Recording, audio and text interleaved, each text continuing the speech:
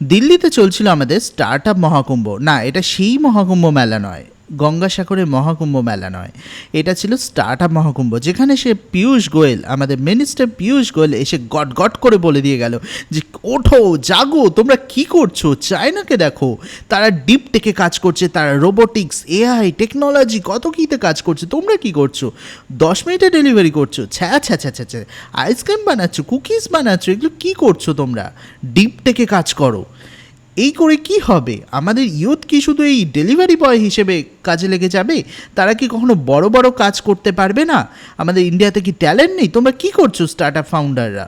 তো এখানেই বলে তো গেল, কিন্তু সত্যি কি অবস্থা রয়েছে এই ধরনের স্টার্ট আপ করার মতো? ডিপটেক, এআই, রোবোটিক্স।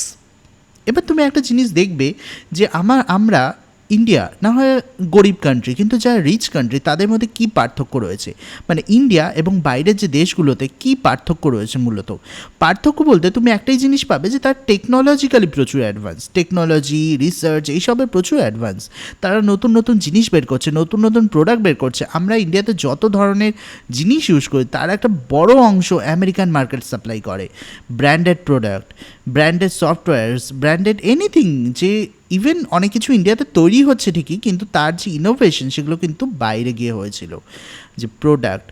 তো দ্যাট কেস একটা জিনিস তুমি লক্ষ্য করবে যে, এবং ইন্ডিয়া পুয়ার কেন, এটাও একটা বড় প্রশ্ন।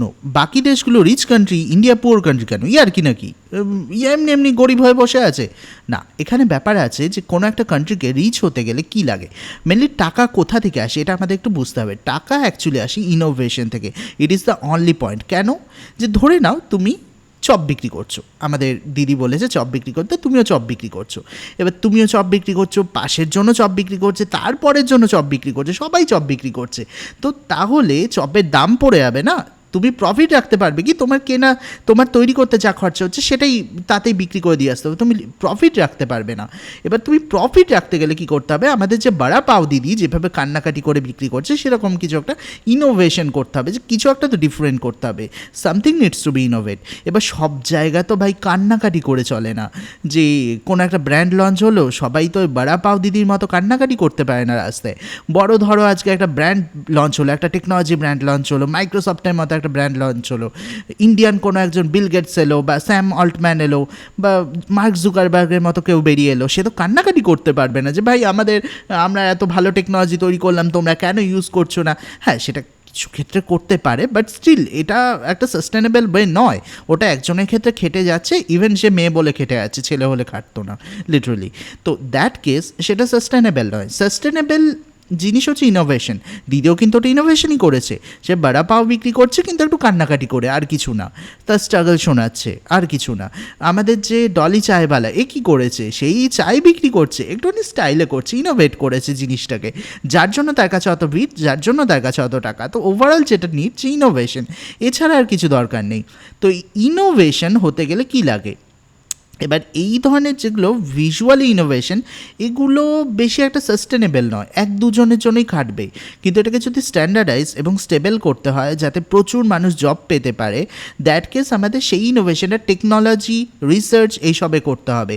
এবং তুমি দেখতে পাবে যে ভারতের যে ইনোভেশনের পিছনে বা রিসার্চের পিছনে ভারত মাত্র তার জিডিপি 0.7% দিয়ে থাকে, যেখানে চায়না তার 2.5% কিন্তু ঢেলে দেয় রিসার্চের পিছনে, ইন্ডিয়া দিতে চায় না।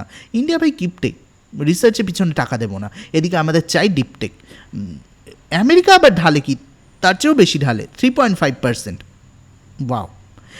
এরপর যে ব্যাপারটা আসছে যে ব্রেন ড্রেন, ইন্ডিয়াতে আমরা যখনই একটুখানি যে কেউ একজন পড়াশোনায় ভালো হয়, তাদেরই প্রথম ইচ্ছা থাকে সরকারি চাকরি, দ্বিতীয় ইচ্ছে থাকে সরকারি চাকরি পাওনি কোনো ব্যাপার না, বাইরে চলে যাও, বাইরে গিয়ে কোনো একটা কাজ করো। কেন? বাইরে পেমেন্টটা ভালো পাওয়া যায়, ইন্ডিয়াতে পেমেন্ট পাওয়া যায় না কাজ করেও। কেন? যেখানে যে দেবে তার কাছেই টাকা নেই। এই যে টিসিএস বা ইনফোসিস বা এই যে বড় বড় আইটি কোম্পানিগুলো বসে আছে, এদের কাছে বেঞ্চ থাকে যেখানে তারা প্রচুর শ্রমিক আছে যাদের টাকা দিচ্ছে, কোনো কাজ নেই লিটারালি। তাদেরকে দিয়ে কি কোনো এআই রিলেটেড কিছু করাতে পারে না? অবশ্যই পারে। তারা করছে না, এটাই ব্যাপার। কারণ তারাও জানে যে এখানে আমরা তৈরি করেও কিছু করতে পারবো না, কারণ এখানে মার্কেট নেই জিনিসটাকে সেল করার মতো। তুমি দেখবে এই যে চ্যাট জিপিটি এই যে এত দিন ধরে এই সার্ভিস দিচ্ছে আমাদেরকে, এত আমরা জিবলি বানিয়ে ফেলেছি, আমরা কেউ লক্ষ্য করেছি এর পিছনে খরচ কত, এটা তো চালাতে খরচা কত? পার ডে কয়েক লাখ ডলার খরচা হয়ে যাচ্ছে, এবং সেই খরচাটা তাদেরকে বেয়ারও করতে হচ্ছে। আমরা তো একটুখানি বসে গেলেই চিল্লামিলি করে এই চ্যাট জিপিটি বসে গেছে, গুগল বসে গেছে, এটা হয়ে গেছে। আমরা দেখি না যে কত খরচা ওটার পিছনে, প্রচুর এক্সপেন্স, যেটা ইন্ডিয়াতে বেয়ার করার মতো ক্যাপাসিটি নেই কোম্পানিগুলোর। এবং ইন্ডিয়ান কনজিউমারেরও কী যে তারাও কোনো কিছু পেইড করে নেবে না, যা চাই ফ্রি চাই। লাইক ইন্ডিয়াতে কজন পেইড উইন্ডোজ সফটওয়্যার ইউজ করে? আই রিয়েলি ডোন্ট নো, মানে খুবই কম। কজন পেইড চ্যাট জিপিটি সাবস্ক্রিপশন আছে, কজন ইউটিউবের সাবস্ক্রিপশন নিচ্ছে, খুব রেয়ার। মানে ইন্ডিয়াতে কেউ খরচা করতে চায় না, এটা হচ্ছে মেন কথা। তো এই যে ডিপ টেকের পিছনে যাব আমরা, আমাদের কোম্পানিগুলো যদি ডিপ টেকের পিছনে যায়ও, দ্যাট কেস অলসো সেই জিনিসটা তৈরি না হয় করে ফেললো, সেল করবে কী করে? সেল তো হতে চাইবে না। সেল করলে তো সেই ইন্ডিয়ান কনজিউমারের কাছেই করতে হবে না, তো করবে কোথায়? তার জন্য তারা যায় না। এছাড়াও আরও তো ব্রেন ড্রেনের সিন গেল, এটা গেল, ওটা গেল। এছাড়াও এখানে আরও বেশ কিছু প্রবলেম আছে, যেমন স্টার্ট আপ ইনফ্রাস্ট্রাকচার। এখানে পলিসিতে তো প্রচুর জিনিস ডিক্লেয়ার করে দেওয়া হয় যে স্টার্ট আপ ইন্ডিয়া এই হবে, স্কিল ইন্ডিয়া, ওই ইন্ডিয়া। দিনের শেষে কী হয়? ঘন্টা, মানে কিছুই হয় না। মানে ওভারঅল দেখা যায় যে কিছুই হয়নি, ইমপ্লিমেন্টেশন কিছু হয়নি। ওপরের তলা থেকে লঞ্চ তো প্রচুর পলিসি করে দেওয়া হয়েছে, কটা স্টার্ট আপ ফান্ডিং পাচ্ছে, কটা মানে মানুষের স্কিল ডেভেলপমেন্ট হচ্ছে। এখানে যে টেকনোলজিতে ইমপ্রুভমেন্ট হবে, এখানে দেখো 12 ক্লাস পর্যন্ত তো আমাদের কোনো টেকনোলজি রিলেটেড কোনো এক্সপোজার নেই। ইভেন স্কুলে ফোন টোনই অ্যালাউ নেই, টেকনোলজি শেখাচ্ছে, স্কুলে ফোন নিয়ে যাওয়া অ্যালাউ নেই আমাদের এখানে। ফোন নিয়ে দেখলে মানে ফোন টোন কেড়ে নেবে এখানে। তো সেখানে টেকনোলজি করছে, টেকনোলজি নিয়ে নাকি আলোচনা হবে, তার 1 বছর পর থেকেই নাকি ছেলেপিলে কলেজে গেলেই নাকি এই টেকনোলজি শিখে যাবে। এবার হ্যাঁ, ইঞ্জিনিয়ারিং কলেজে কিন্তু পড়ার ক্ষমতা সবার থাকে না, কারণ সেখানে কস্টলি জিনিসটা। এবার সরকারি হয়, সরকারিতে সিট খুবই লিমিটেড, যারা প্রাইভেটে যায় তাতে খরচা লাগে। এবং তারপরেও এবং একটা বড় অংশ কিন্তু আর্টস এবং কমার্সের দিকে চলে যায়। তো এগেইন নো ইনোভেশন। এবং এই যে ক্লাস 12 পর্যন্ত যে পড়াশোনা হয়, সেখানেও কতটা ইনোভেশনের দিকে তাদেরকে মোটিভেট করা হয়? কারণ দেখো, তোমার বড় বয়সে গিয়ে যদি তুমি কোনো ইনোভেশন করতে চাও, তোমার সেটা ছোটোবেলা থেকে তৈরি হওয়া দরকার। তোমার মধ্যে ইনোভেশনের প্রতি একটা টান বা ইনোভেশন করার প্রতি একটা চাহিদা, এটা তৈরি হওয়া দরকার। কিন্তু আমাদের এডুকেশন সিস্টেম কতটা সেটাকে সাপোর্ট করে? আমার এখনও মনে আছে যে আমরা যে অ্যাসাইনমেন্টগুলো জমা দিতাম কলেজে, আমি ইঞ্জিনিয়ারিং কলেজে পড়তাম, বাট যে অ্যাসাইনমেন্টগুলো আমি জমা দিতাম সেগুলো কীরকম হতো? আমাদেরকে একটা বইয়ের পাতা বা কয়েকটা পেজ আমাদেরকে দিয়ে দিত যে এগুলো তোমরা লিখে আনবে, ব্যাস হয়ে গেল। তুমি লিখে আনবে, যত মোটা তুমি অ্যাসাইনমেন্ট লিখেছো তত তোমার নাম্বার ভালো হবে। আমি করেছিলাম কি, আমি বুঝে টুঝে যেটুকু বুঝেছিলাম ওটাকে সাজিয়ে গুছিয়ে লিখে নিয়ে গেছিলাম।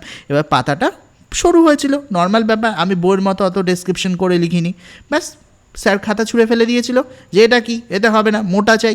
মানে ইয়ার কি হচ্ছে, মানে চ্যানেলে বাঁধিয়ে নিয়ে যেতে হবে, এই করতে হবে, দেখতে সুন্দর হতে হবে, মানে লাইক হোয়াট? মানে তোমার কি চাই? তোমার এটা চাই যে কনসেপ্টটা সে বুঝেছে কি বোঝেনি, নাকি তোমার দেখতে সুন্দর চাই, তোমার প্রেজেন্টেশন চাই? মানে ইনোভেশনের দিকে এখানে কোনো ফোকাস নেই, even not in engineering college. তো এখানে অ্যাট দ্য এন্ড কী হচ্ছে, মানুষ একটু স্টেবল জায়গা খুঁজছে, যেটা হচ্ছে এই ধরনের সেক্টরগুলো যেখানে ইনোভেশন কম এবং বাকি ডেলিভারি সার্ভিস এই ধরনের জায়গাগুলোতেই বেশি ঘুরে বেড়াচ্ছে। এই যে ডেলিভারি বা আমরা যে আইটি সার্ভিস কোম্পানি যেগুলোকে বলা হয়, এরা কী করে? সার্ভিস দেয় বলতে কি, ভিডিও এডিটিং সার্ভিস হতে পারে বা আরও অন্যান্য ধরনের সার্ভিস হতে পারে, ফটো এডিটিং সার্ভিস হতে পারে। আমাদের ইন্ডিয়ার সার্ভিস বেসড ইকোনমি, আমাদের এখানে সব কিছু সার্ভিস বেসডের ওপর চলে, ম্যানুফ্যাকচারিং খুবই কম এবং সার্ভিস বেসড কিন্তু খুব একটা জব তৈরি করার ক্যাপাসিটি রাখে না। জব তৈরি করার ক্যাপাসিটি রাখতে পারে ম্যানুফ্যাকচারিং সেক্টর, কিন্তু ম্যানুফ্যাকচারিং সেক্টরে একটাই প্রবলেম, যেখানে প্রচুর ইনভেস্টমেন্ট লাগে, সেই ইনভেস্টমেন্টটা আবার এখানে নেই। ভাই কোন দিকে যাব? সব জায়গাতেই বাধা। হ্যাঁ, একটা জিনিস আমি শেয়ার করি, আমার এককালে আমরা কোম্পানি সেট আপ করেছিলাম।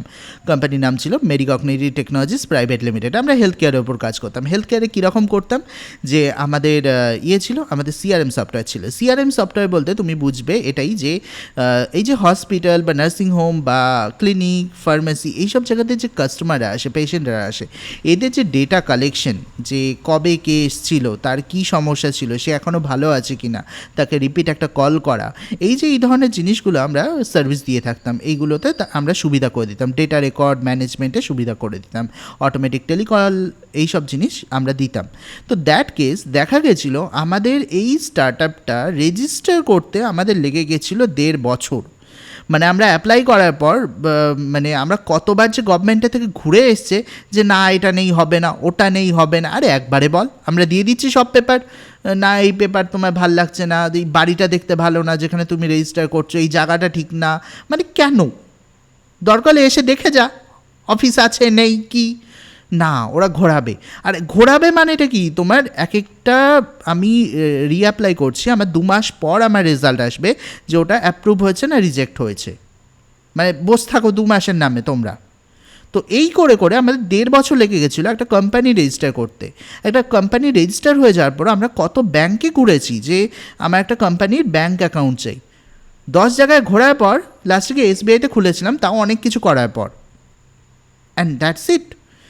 মানে এই অবস্থা হয়েছে ইন্ডিয়ান ইকোসিস্টেমের।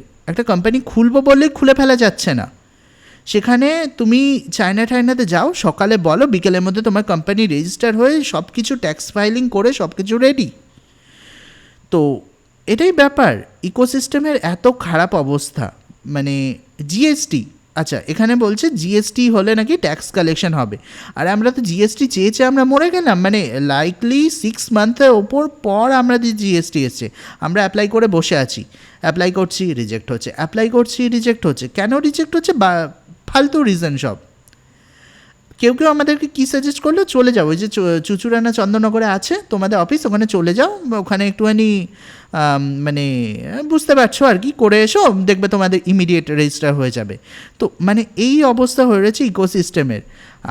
তারপর আরও কি প্রবলেম আছে এখানে, ট্রান্সপোর্টেশনে বিশাল ইস্যু রয়েছে এখানে। যারা এই যে রেগুলার, এখানে একটা জিনিস দেখবে যে রেগুলার আমরা এই যে ট্রেন থেকে, আমার বাড়ি গুপ্তিপাড়াতে, আমি এখান থেকে যাই কোথায়, হাওড়া কাজ করতে।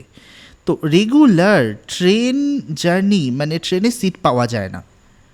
আমি একটা জিনিস দেখে অবাক হই যে যত মানুষ ওঠে সবাই কেন হাওড়াতে নামে, তার আগে নামতেই যায় না লোকজন, মানে সব হাওড়াতেই যাবে, মানে যত কাজ আছে সব হাওড়াতে, হাওড়ার আগে কোনো কাজ নেই, সব কিছু হাওড়া কলকাতা ওখানেই, আর কোথাও কিচ্ছু নেই। এবারে এমনটা কেন? ইকোসিস্টেম ওই একটা জায়গাতেই স্ট্রং আছে, ওখানেই ফলে সব কিছু তৈরি হচ্ছে, বাকি জায়গার অবস্থা আরও খারাপ। সেখানে তুমি ইকোসিস্টেম এত বাজে, একটা কোম্পানি রেজিস্টার করতে পারবে না, রেজিস্টার হলে ব্যাংকের থেকে সাপোর্ট পাবে না, স্টার্ট আপ সাপোর্ট পাবে না। কলকাতায় করো, হাওড়ায় তোমার স্টার্ট আপ রেজিস্টার করো, অ্যাটলিস্ট কিছুটা সাপোর্ট পাবে, বাকি জায়গাতে কিচ্ছু পাবে না, তুমি এমপ্লয় পাবে না। ট্রান্সপোর্টেশন সিস্টেম এত বাজে যে কেউ একটা বলে না যে কমফোর্টেবল জার্নি হচ্ছে। ব্যাঙ্গালোরে দেখা যায় যে 15 কিলোমিটার যেতে সেখানে কতক্ষণ টাইম লাগে, 2 ঘন্টা লেগে যায়। হাওড়া থেকে সেক্টর 5 যেতে কম করে 1.5 ঘন্টা টাইম লেগে যায়। এই সামান্য ডিস্টেন্স, বিশাল কিন্তু ডিস্টেন্স নয়। কেন লাগে? জ্যামের কারণে লাগে। আমাদের জ্যাম কেন এত বেশি? আমাদের পাবলিক ট্রান্সপোর্টের থেকে বেশি প্রাইভেট কার হয়ে গেছে। এবং সেটা কেন? পাবলিক ট্রান্সপোর্ট উইক, বাজে বাজে বাস, পুরনো বাস, তাদের মানে ঝাঁকুনি খেতে খেতে লোকে যাচ্ছে গরমের মধ্যে। মানে পাবলিক ট্রান্সপোর্টের তো কোনো ভরসা নেই, কখন কি আসবে, কখন কি যাবে, কখন কি রাস্তায় আটকে যাবে, তার কোনো ঠিক নেই। ফলে তারা প্রাইভেট কারের ওপর ভরসা করছে, এবং প্রাইভেট কার যখনই বাড়বে জ্যাম হবে। এছাড়াও রাস্তাঘাটে এমনই অবস্থা যে গাড়ির স্পিড খুব লিমিটেড। গাড়ির স্পিড লিমিটেড হওয়ায় এবার দেখো, যেমন দুবাই জায়গাতে, আবুধাবি জায়গাতে, ওখানে কি গাড়ি কম? লোকে কি গাড়ি কেনে না? গাড়ি কেনে, কিন্তু ওখানে রাস্তাঘাট এত ভালো যে গাড়ির স্পিড প্রচুর থাকে, ফলে ওখানে যে ট্রান্সপোর্টেশন অনেক ফাস্ট। এবং এই ট্রান্সপোর্টেশন ফাস্ট হওয়ার কারণে এই যে আমাদের যে যেতে যে টাইমটা লাগে, এই টাইমটা টোটালি ওয়েস্টেজ হয়। এই টাইমটা যদি আমরা কাজ করতে পারতাম, অনেক কিছু হয়তো হতে পারতো, কিন্তু সেগুলো হয় না। কেন? আমাদের ট্রান্সপোর্টেশনে প্রচুর সময় খেয়ে যায়। এরপর তো আরও অনেক কিছু আছেই। এখানে স্টার্ট আপ খোলাও কিন্তু রীতিমতো ঝামেলার। কারণ তুমি হয়তো এখানে টাকা খরচা করে স্টার্ট আপ খুলেও ফেললে, কিছুদিন পর গভর্নমেন্ট এসে বলবে না না না না না এগুলো তো চলবে না এখানে। আরে খোলার আগে একটা ক্লিয়ার কাট একটা ইনস্ট্রাকশন দিই কী চলবে কী চলবে না। না, খোলার পর তারা এসে বলা শুরু করবে না না না না এইসব তো চলতে পারে না। যেমন সবচেয়ে বড় স্ক্যাম আমার লাগে ফোনপের সাথে হয়েছে। ফোনপে আমাদের যখন ইউপিআই আসে মার্কেটে, পেটিএম, ফোনপে, গুগল পে এরা খরচা করে মানুষকে শেখায় যে কীভাবে ইউপিআই ইউজ করতে হয়। গভর্নমেন্ট কিন্তু শেখায়নি, এরা কিন্তু খরচা করে শিখিয়েছিল, কিন্তু এরা নিজের টাকা খরচা করেছে এবং তার পরিবর্তে কিন্তু এরা কিছু পায়নি, ওভার লসেই চলছিল। ইভেন ক্যাশব্যাক দিতে হচ্ছিলো এবং ক্যাশব্যাকটা কতটা কস্টলি তুমি হয়তো ভাবতেও পারো না। কিন্তু তারপরেও তারা কী পেলো, যখন একটা ম্যাচিওর কাস্টমার বেস তৈরি হয়ে যায় ফোনপের কাছে, mostly more than 40% user base তৈরি হয়ে গেছিলো। মানে যত ইউপিআই ইউজার তার মধ্যে 40% ফোনপের ইউজার। তো গভর্নমেন্ট এসে তখন বলা শুরু করলো যে না না না না না এত বেশি ইউজার তো তোমার হতে পারে না, তুমি তোমার ইউজারদেরকে ছেড়ে দাও। মানে আমি এত খরচা করলাম, আমি এত এফোর্ট দিলাম, আমি এত মার্কেটিং করলাম, ইনভেস্টারের টাকা ওড়ালাম, এত কিছু করার পরে ক্যাশব্যাক দিলাম, লাস্টে এসে আমাকে কী শুনতে হচ্ছে যে তুমি তোমার কাস্টমারদের ছেড়ে দাও, তুমি এত বেশি কাস্টমার রাখতে পারো না। আরে বাবা, সেটা আগে বলে দিতে এত ঝামেলা হতো না। পেটিএম করো, পেটিএম তো করে দিলাম, কিন্তু লাস্টে সেই ওয়ালেটের সাথে যে কেসটা হয়ে গেল, পেটিএমই ওয়ালেটকেই বন্ধ করে দিল, মানে কুচবি। হ্যাঁ, এখানে পেটিএমের একটা ছোটোখাটো দোষ ছিল সত্যি বলতে, কারণ আমাদের ইন্ডিয়ান ইকোসিস্টেমে যে ফাইন্যান্স একটা বড় জিনিস, এবং দ্যাট কেস ফাইন্যান্সকে প্রপারলি কেওয়াইসি করা একটা বড় জিনিস। কিন্তু এই প্রবলেমটা হলো কেওয়াইসি করতে গেলে মানে বাড়ি বাড়ি গিয়ে কেওয়াইসি করবে নাকি, মানে আধার কার্ড নিয়ে ছেড়ে দিয়েছিল। এবার কে কী করে অত ডিটেলস কালেক্ট করতে গেলে ইউপিআই কোনো দিনই সাকসেসফুল হতে পারতো না। তো পেটিএম সেখানে শর্টকাট নিয়েছিল যে ঠিক আছে আধার কার্ড দাও, তোমার ভেরিফাই হয়ে যাচ্ছে কেওয়াইসি, কারণ গভর্নমেন্ট তো তোমাকে ভেরিফাই করে রেখেছে আধার কার্ড দিয়ে, ঠিক আছে তোমার ওয়ালেট হয়ে গেল, এবার তুমি ট্রান্সফার করো। এবার মানুষ সেটাকেই একটু খারাপ কাজে ব্যবহার করছিল, একটু ভুলভাল জায়গায় টাকা ট্রান্সফার করার ব্যবস্থা করছিল, ব্ল্যাক মানি ট্রান্সফার করছিল। ফলে কী হলো, পেটিএমের যে টোটাল সিস্টেমটাকে ব্যান করে দিল তারা। এই যে ডিজাস্টারগুলো, এখন নাকি শুনছি কোথায় কোথাও ওলা উবারের সাথে নাকি মারপিট চলছে, যে ওলা উবার চালানো যাবে না। কেন যাবে না? যে এখানে ট্যাক্সি চলবে। অ্যাকচুয়ালি ট্যাক্সিতে কী আছে, ট্যাক্সি হচ্ছে গভর্নমেন্টের সাথে কানেক্টেড একটা সার্ভিস। তো ট্যাক্সি চললে তাদের গভর্নমেন্টের ডাইরেক্টলি লাভ থাকে কিভাবে, যে ট্যাক্সির যে সংগঠনগুলো থাকে তারা গভর্নমেন্টকে রীতিমতো ভালো পে করে, এটা তো জানা কথা সবারই। তো মানে গভর্নমেন্ট ফলে কী চায়, যে ট্যাক্সিগুলো চলুক। এবার কি, ওলা উবার বন্ধ হয়ে যাক। এই যে এতদিন ধরে এত চেষ্টা করে এরা স্টার্ট আপটাকে দাঁড় করালো, এরা এই ইকোসিস্টেমটাকে বিল্ড করলো, মানুষ তো প্রথম দিন রাজি ছিল না ওলা উবারে ওঠার জন্য। এই যে ই কমার্স ইকোসিস্টেম এটাকে স্লোলি তৈরি করেছে, মানুষ তো প্রথম থেকে রেডি ছিল না। তারপরেও মানে গভর্নমেন্ট এভাবে এসে এগুলোকে বাঁশ দেওয়া শুরু করলো, আগে তোমরা তৈরি করো তারপর এসে আমরা বাঁশ দেবো।